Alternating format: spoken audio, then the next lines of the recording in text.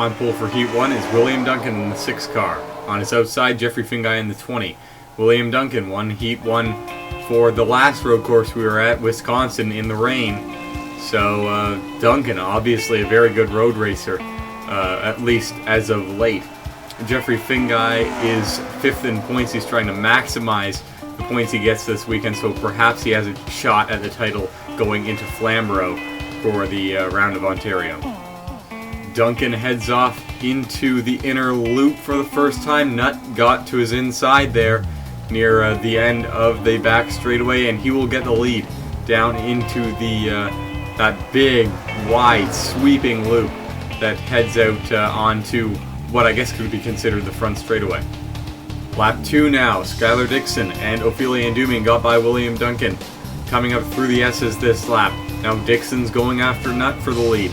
Going already 2 lead changes after just 2 laps. Here comes Ndumian trying to get by Nutt as well. Damir Bejianov up from 9th to 4th already. Impressive as always on these road courses.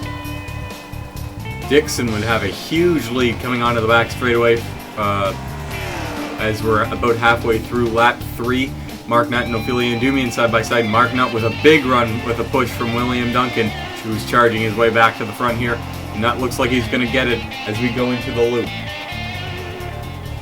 Battle once again rages on for second place. Ophelia Ndumian and Gerald Reddington battling it out. Ophelia will hold on to that position. Ophelia got by William Duncan as following Mark Nutt by through the loop around a lap and a half ago. As Reddington falls back, did not get a very good corner that time, and Ndumian and Nutt are pulling away. Gerald Reddington and Damir Bejianov team up coming up through the S's to get by Ophelia Ndumian. They will both get clear. Alex Allen trying to go by as well as Reddington begins to pull out, trying for a move on Mark Nutt. Will not be able to get alongside of him, at least through that corner, as Bejianov already up to 3rd. Bejianov's not waiting around for Reddington though. He gets around him with a run coming up through the S's. And now he goes after Mark Nutt for the lead as we come into the inner loop. Can he get it done on the outside?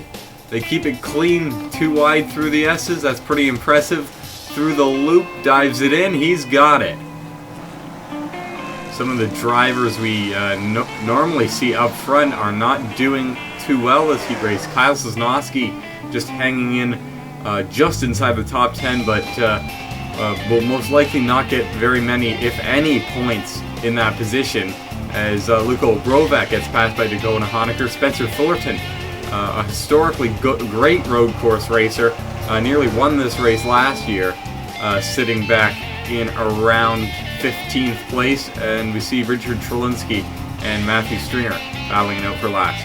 Mark Nutt would certainly try, but as we come into the final corner here, no one's going to have enough to challenge Damir Bejianov, and he's going to come down to the start-finish line to get his 4th heat race victory of the year. This is certainly going to be a great start to this weekend. Damir really needs to close up on Kyle Sosnowski to have a legitimate shot going into the Round of Ontario. Mark Nutt's going to come across the line second. Tried very hard to get by Bejianov there in the final laps. Just couldn't do it. Alex Allen in 3rd position. Great run for him today. Gerald Reddington finishes 5th to Jeffrey Fingai, who had just barely edged him out in a photo finish at the line.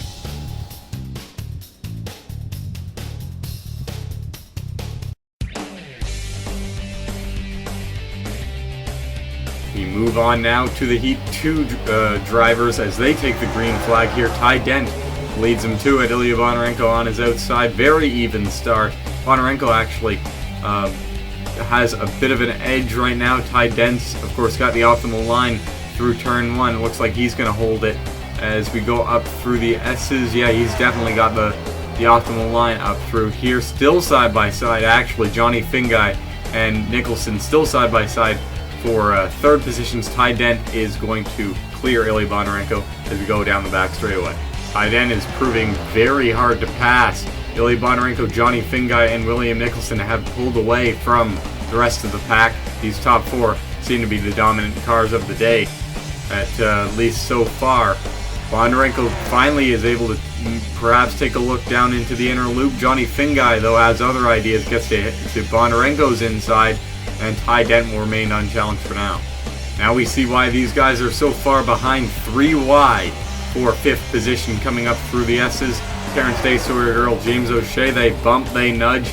Tanker gets into James O'Shea and into the wall they go. Chris Washer gets a big chunk of it as well.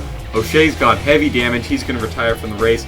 Chris Washer will remain in the race, however he will be well off the pace of his competitors. Back up front, Ilya Bondarenko finally challenging Ty Dent. Looks like it's going to be successful here coming through the inner loop.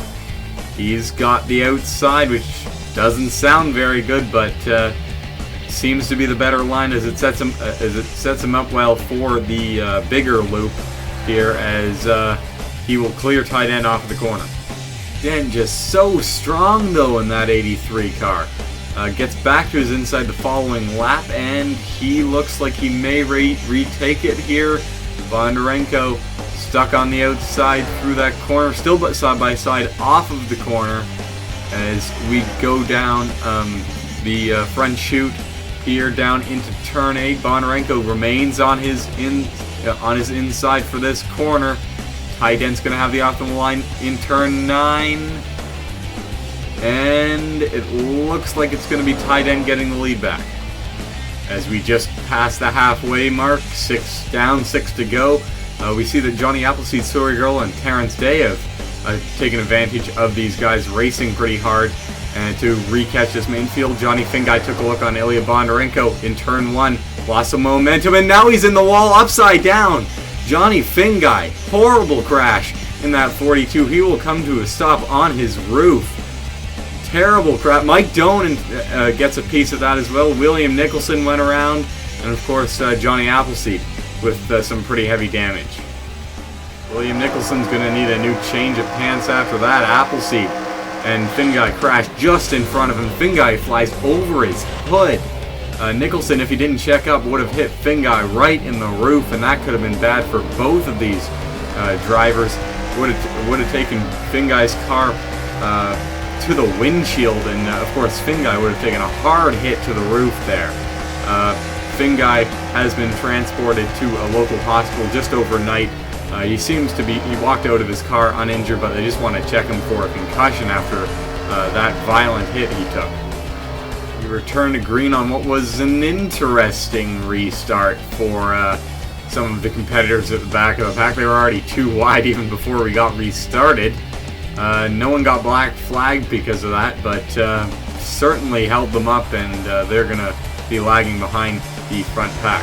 There's 2 corners to go now for Ty Dent. No one's been able to challenge him or even really keep up with him. He's really spaced out the field with just his extremely fast pace here, and Bondarenko's been trying, he's been on his bumper, but just hasn't been able to get anything done. And so off the corner, Ty Dent's going to win his 3rd heat race of the season here in Watkins Glen.